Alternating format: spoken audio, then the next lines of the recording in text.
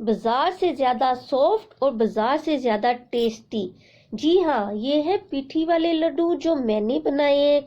आप भी बनाएं और साथ में चटनियाँ रखें, मूली रखें, तो इसका जो है टेस्ट वो एकदम से और मज़े का बन जाएगा।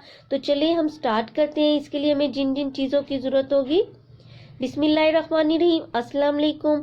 आज हम बनाएंगे पिठी वाले लड्डू। उसके लिए हमें चने की दाल चाहिए 250 ग्राम और माश की दाल 100 ग्राम। इन दोनों चीज़ों को मैंने 4 से 6 घंटे के लिए भिगो के रख दिया था और ग्राइंड कर दिया है। इसके अंदर हम जो चीज़ें डालेंगे, 1.5 टीस्पून काली पिसी मिर्च, 1 टीस्पून बेकिंग पाउडर, जीरा 1 टीस्पून और 1 टेबलस्पून नमक का डालेंगे और इन सबको हम मिक्स कर देंगे। इस बैटर में ये सारी चीज़ें शामिल करने के बाद इसको बहुत अच्छी तरह से मिक्स करना है, ताकि बेकिंग पाउडर जो है अच्छी तरह मिक्स होके जब हम इसको फ्राई करें तो ये बहुत अच्छे से फूलें। इस बैटर को मिक्स करने के बाद आप 10 मिनट के लिए ऐसे ही छोड़ दें और एक कढ़ाई ले लें, उसमें ऑयल डाल दें और उसको गर्म होने के लिए रख दें।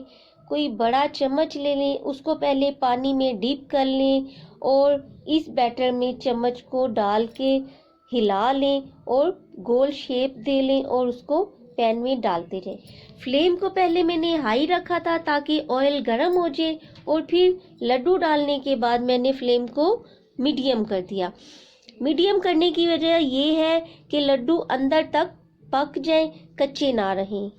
बहुत ज़्यादा फ्लेम को हाई नहीं करना और लो भी नहीं करना, हल्की आंच पर पकाना है ताकि अंदर तक फ्राई हो जाए और क्रिस्पी बने।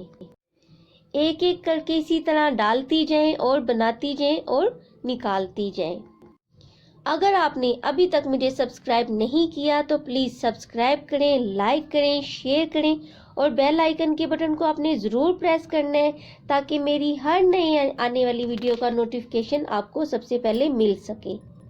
आपने बहुत बड़ा साइज़ नहीं बनाना है, बस छोटे छोटे साइज़ के लड्डू बनाने हैं और ये बिल्कुल आराम से आपने डालने हैं ताकि ये टूट ना जाए और इनकी शेप जो है ख़राब ना हो।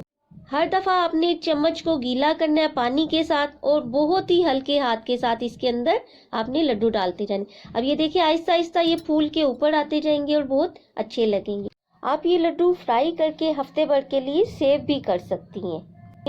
और साथ में मैंने 2 किस्म की चटनियाँ रखी हैं, मिंट की चटनी के नाम से और इमली आलू बुखारे की खट्टी मीठी चटनी के नाम से मेरी यूट्यूब पर है। आप मेरे चैनल पर जाके सर्च कर सकते हैं और मैं उसका लिंक डिस्क्रिप्शन में भी दे दूंगी।